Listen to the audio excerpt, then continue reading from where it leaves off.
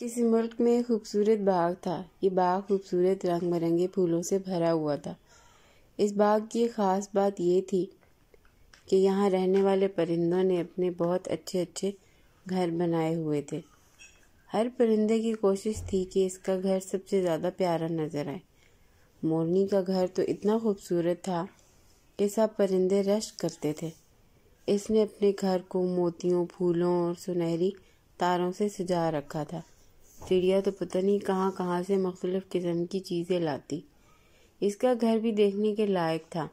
طوطے کے گھر ہر ہفتے پارٹی ہوتی، سب پرندے وہاں جمع ہو کر خوب ہلا گلا کرتے۔ سب پرندے آپس میں دوست تھے۔ اور بطخ رانی کی تو کیا ہی بات تھی، جیسی وہ برف کی طرح سفید تھی اسی طرح اس کا گھر تھا۔ اس کے گھر میں ہر چیز سفید تھی، سفید پھولوں کی سجاوٹ، سفید موتی۔ رات کو اس کا گھر چاندنی میں اور بھی زیادہ خوبصورت نظر آتا۔ بطخ رانی کی عادت بھی بہت اچھی تھی، سب پرندے اس کو بہت پسند کرتے تھے۔ کسی پرندے کو کوئی مسئلہ ہوتا تو بطخ رانی اس کا مسئلہ حل کرنے کی کوشش کرتی۔ اس باغ میں صرف ایک کوا ایسا پرندہ تھا جسے کوئی پسند نہیں کرتا تھا۔ اس کی عادات ہی ایسی تھی، ہر کوئی اس کو سمجھاتا کہ تم بھی اپنا گھر بناؤ، لیکن کوا اتنا لاپرواہ تھا کہ اس نے اپنا گھر نہیں بنایا تھا، ادھر ادھر اڑتا پھرتا رہتا۔ جب کبھی آوارہ گردی سے اکتا جاتا یا آندھی اور بارش ہوتی تو کسی نہ کسی پرندے کے گھر کا دروازہ کھٹکھٹاتا کہ پلیز مجھے اندر آنے دو۔ ایک دن موسم بہت خراب تھا، تیز ہوا چل رہی تھی، بارش بھی ہو رہی تھی۔ سب پرندے اپنے اپنے گھروں میں سکون سے تھے۔ اچانک بطخ رانی کے گھر کا دروازہ کسی نے زور سے کھٹکھٹایا۔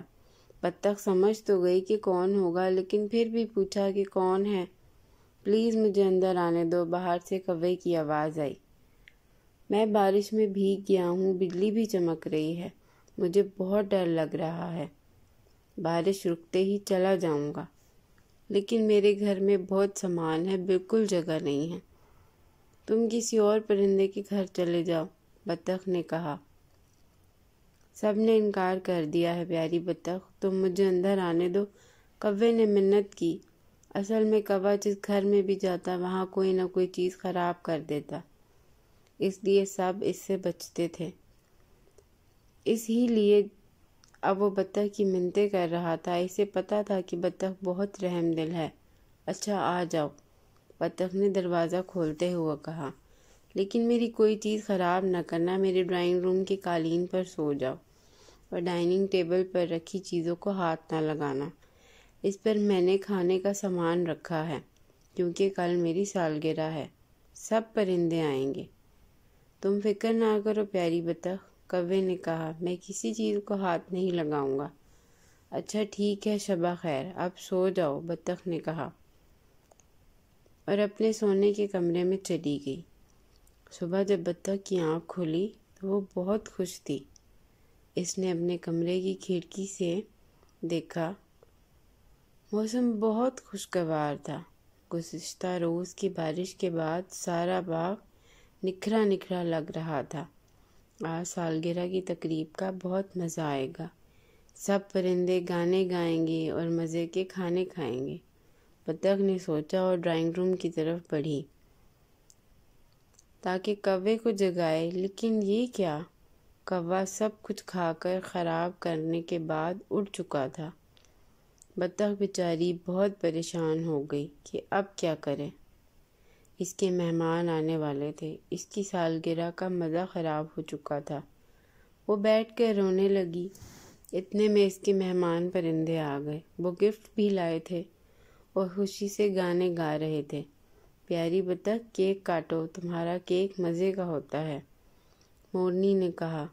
لیکن بطخ اداس بیٹھی تھی۔ جب پرندوں کو بطخ کی اداسی کی وجہ معلوم ہوئی تو انہیں کوے پر بہت غصہ آیا اور انہوں نے کوے سے بائیکاٹ کا فیصلہ کیا کہ آئندہ اسے باغ میں داخل نہیں ہونے دیا جائے گا۔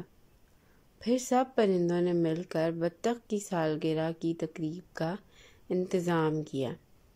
مورنی بہت سلیقہ مند تھی، اس نے جلدی سے کیک بنا لیا طوطا بہت سے امرود لے آیا، چڑیا اور بلبل بھی پھل لے آئے۔ اس طرح چاٹ بنا لی۔